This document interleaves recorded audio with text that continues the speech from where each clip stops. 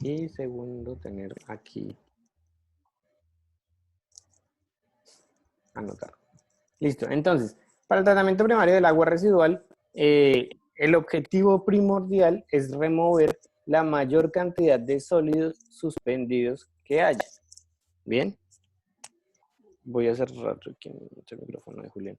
Bien, tiene como objetivo eliminar los sólidos en suspensión por medio de un proceso de sedimentación, simple por gravedad. Entonces, lo primero que hay siempre en un tratamiento primario del agua residual es un sedimentador. ¿Listo? Que es un tanque de gran tamaño, un tanque muy grande, muy, ustedes no se imaginan lo grandes que son estos tanques de sedimentación, son inmensos. Si ustedes googlean un momento sedimentador, el sedimentador de la Petard del Salitre, que es la de la que podemos ver las fotos, googleen un momento sedimentador, planta de tratamiento de aguas residuales del Salitre. Entonces, a ustedes les van a aparecer unos círculos gigantes, cuando googleen eso, les van a aparecer como unos círculos gigantes así de pues, donde está el agua, ¿no? A ver, ¿qué me dicen por acá? Uy.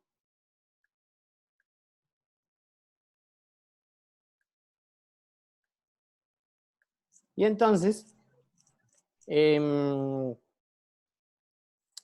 sedimentadores o esos tanques muy grandes, lo que hacen o para lo que funcionan es para precisamente remover esos sólidos que pueden caer por gravedad hacia el fondo de este tanque. Es decir, supongamos que mediante esta flecha café que les voy a pintar aquí, por este lado de aquí, entran, uy, a ver. Por este lado de aquí vamos a tener la entrada del agua residual, ¿listo? Al tratamiento primario. ¿De dónde viene esta flecha? Pues del pretratamiento, ¿cierto? Del pretratamiento nos va a llegar una tubería o nos va a llegar el agua residual aún con bastante cantidad de sólidos. Entonces nosotros vamos a tener el agua aquí almacenada y cuando va cayendo todas esas partículas, esos sólidos que hay ahí suspendidos, todos esos sólidos por acción de la gravedad van a empezar a caer. ¿Listo? Van a empezar a caer hacia el fondo de estos tanques de sedimentación. Y al fondo de estos tanques de sedimentación hay algo que se conoce como una tolva, que es esta partecita de aquí como triangular. Esa tolva lo que hace es la recolección de los lodos, la recolección de los lodos. Entonces, ¿qué es lo que pasa? Todos los sólidos van cayendo aquí y aquí se van formando unos lodos, o sea, voy retirando esos sólidos del agua y ya después lo que hago es llevar los lodos a hacerles la disposición o algún tratamiento, algún secado o algo así. Estos se llevan, los lodos se llevan a secar. Bien. Y ya, por el lado de aquí, lo que obtengo yo es una salida de agua, ¿listo? Una salida de agua sin toda esta cantidad de sólidos que hay aquí, ¿sí? Pues ya obviamente con una mejor, digamos, calidad, con menos cantidad, menos concentración de lodos, porque los lodos, como les digo, van a salir aquí por debajo de el sedimentador. ¿Listo? ¿Hasta ahí vamos bien? Una pregunta. Sí. ¿Este lodo se utiliza como material o se almacena de alguna forma? Pues bueno, sí, es una buena pregunta.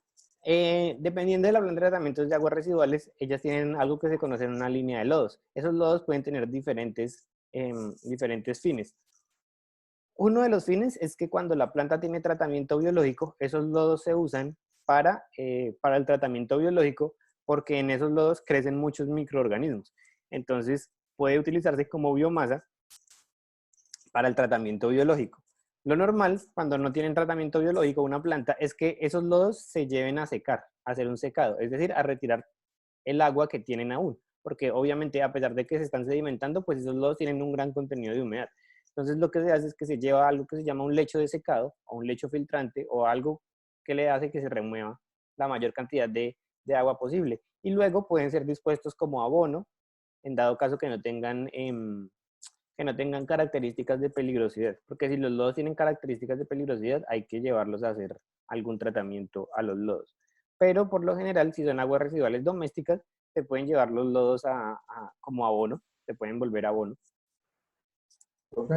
O sea que a pesar de que haber pasado por la areación y por todas las rejillas y haber sacado, lo que sé, las piedras y las hojas, sigue quedando barro o lodo. Sí, son unas partículas muy pequeñas que atraviesan las rejillas, porque por más pequeñas que usted ponga las rejillas, pues igual por ahí va a pasar como un lodo, unas partículas pequeñas que son sólidos en suspensión. Entonces, tampoco son arenas, porque las arenas las podemos sedimentar fácilmente en el desarenador, sino que son unos sólidos que sí sedimentan, o sea, sí caen solos, pero necesitan de tener mucho, o sea, necesitan que el agua esté quieta y que se les dé tiempo de que caigan hacia el fondo, ¿listo? Entonces, por eso estos tanques son tan grandes, porque cuando el agua llega a estos tanques, dura en esos tanques mucho tiempo, dura mucho tiempo haciendo el proceso de sedimentación. Normalmente el tiempo que dura el agua acá, mínimo es 2 horas, y entre más tiempo no la deje, pues más sólidos se van a sedimentar. ¿Listo? ¿Preguntas? ¿Otra pregunta? ¿Tienen alguna otra pregunta?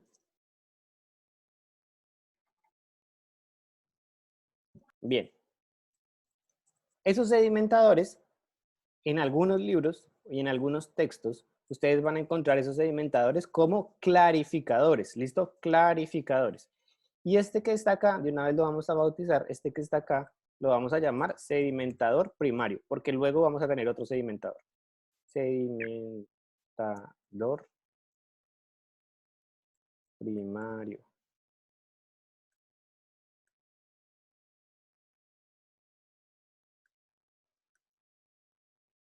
¿Listo? Ese va a ser nuestro sedimentador primario. Bien.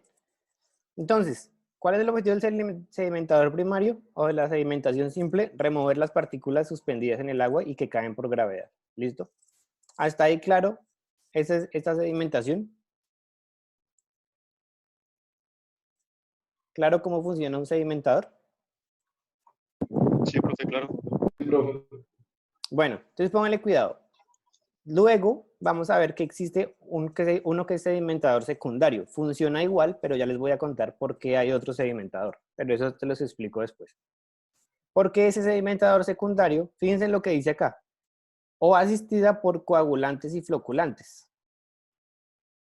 ¿Eso qué quiere decir? Eso quiere decir que después de la coagulación y la floculación tiene que haber otro sedimentador. Por obligación, después de la coagulación y la floculación, tiene que haber otro sedimentador. Y ese es el sedimentador secundario. ¿Listo?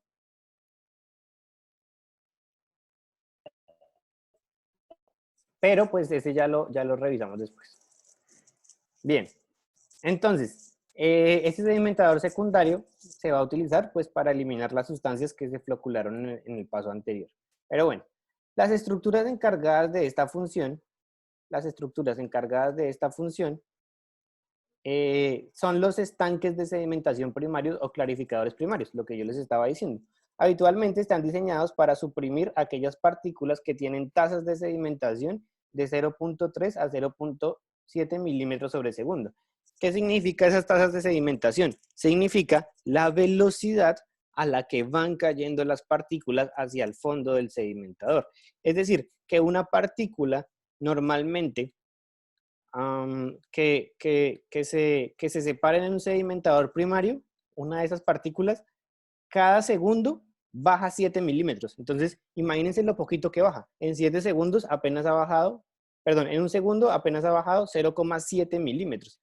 Es por eso que se necesita tener el agua ahí mucho, mucho tiempo. Bien, mucho, mucho tiempo.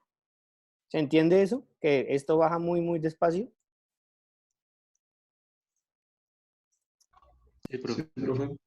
Asimismo, el periodo de retención es normalmente de 1 a 2 horas. Lo normal es que sean 2 horas, chicos. Lo normal es tener esto aquí 2 horas. ¿Listo? Con estos parámetros, la profundidad del estanque fluctúa entre 2 a 5 metros. Entonces, lo normal, chicos, lo normal es tener estanques o tanques de sedimentación que tengan una profundidad entre 2 y 5 metros. Entre 2 y 5 metros. Es decir, desde el nivel del agua hasta acá, lo normal es tener unos 5 metros. ¿Listo? Lo normal es tener unos 5 metros. ¿Listo? Entonces, ejercicio, ¿no? Ejercicio. Bueno, ya lo último de esto, antes del ejercicio, es que normalmente en esta etapa por la precipitación de los sólidos, podemos tener eficiencias de remoción de entre 60 y 70% de los sólidos en suspensión. Y en la mayoría de plantas existen varios sedimentadores primarios y su forma puede ser circular, cuadrada o rectangular. Casi siempre son circulares, chicos. Casi siempre son circulares. Casi siempre son circulares. ¿Listo? Entonces, bien, el ejercicio es el siguiente. El ejercicio es el siguiente. Entonces, anótenlo ahí en su cuaderno, ¿no? Entonces, el ejercicio es, se tiene un tanque de sedimentación circular, se tiene un tanque de sedimentación circular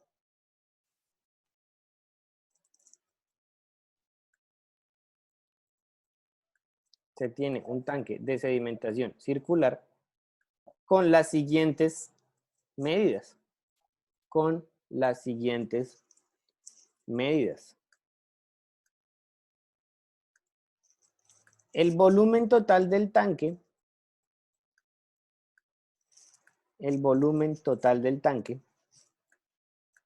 es de 5.000 metros cúbicos. ¿Listo? 5.000 metros cúbicos. El diámetro de ese tanque,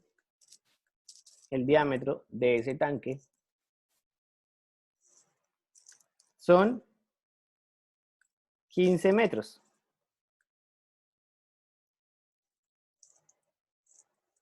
El diámetro de ese tanque son 15 metros.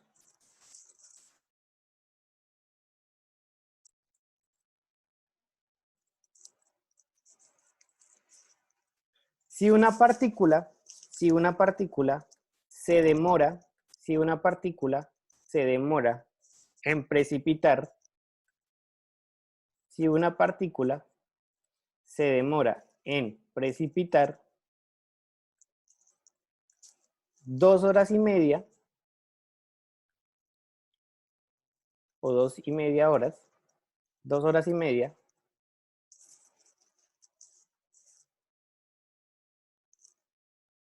¿cuál es? La pregunta es, ¿cuál es la velocidad de sedimentación? ¿Cuál es la velocidad de sedimentación? ¿Listo? Hagan ese ejercicio a ver qué tal.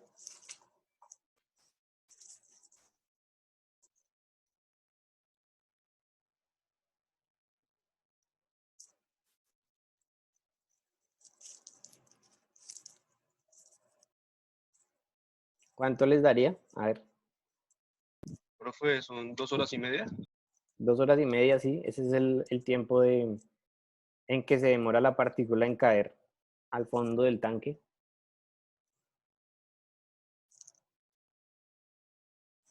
Voy a usar mi calculadora porque no sé cuánto da.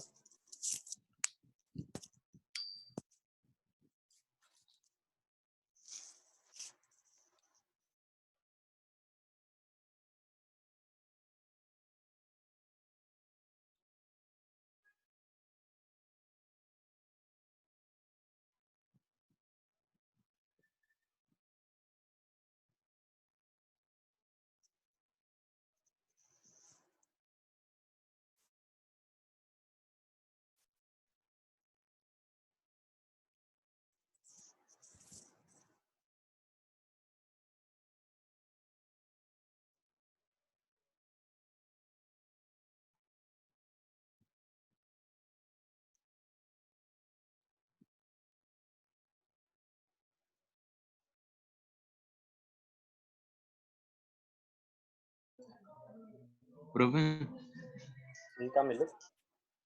con respecto a la altura del tanque y el tamaño de la partícula, ¿cómo lo tomamos? Pues la altura del tanque, pues ahí ya la puede hallar claramente. La profundidad del tanque ya la puede hallar y con esa profundidad y el tiempo, pues ya puedes saber cuánto tiempo se demoró.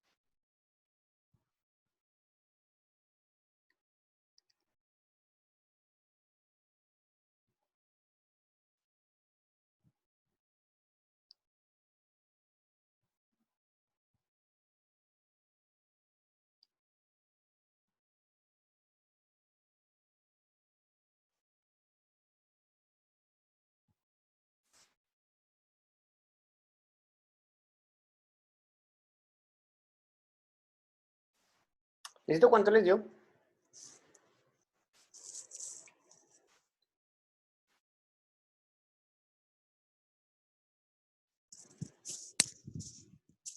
¿Qué pasa, chicos? ¿Muy difícil o qué?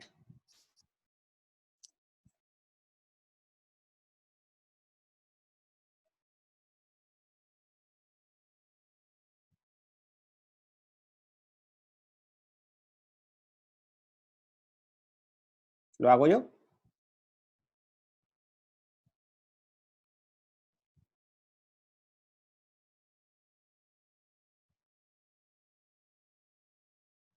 Chicos.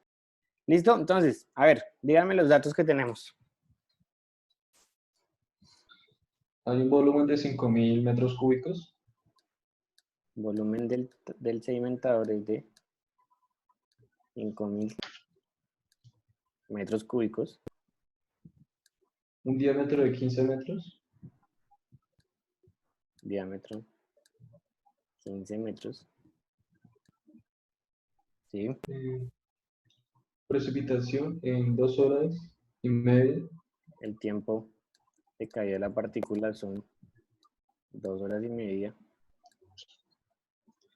Y allá, ¿cuál es la velocidad de sedimentación?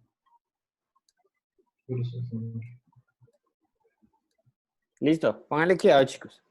Entonces, lo primero que me preguntaba Camilo, y muy acertadamente me lo preguntaba, es, pero ¿cuál es la profundidad del tanque? ¿No? Entonces, cuando uno va a hallar la profundidad de un tanque, lo primero que uno tiene que saber es los volúmenes de las figuras geométricas, ¿sí o no? Obviamente, si estamos hablando de un tanque, pues es un cilindro, ¿no? Queda Entonces, menos de un minuto.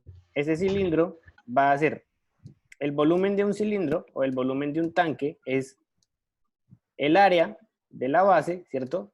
El área de la base por la altura, ¿cierto? Entonces, nosotros ya sabemos cuál es el volumen total, porque es 5.000 metros cúbicos. Aparentemente, lo que no sabríamos para hallar esta altura es el área de la base.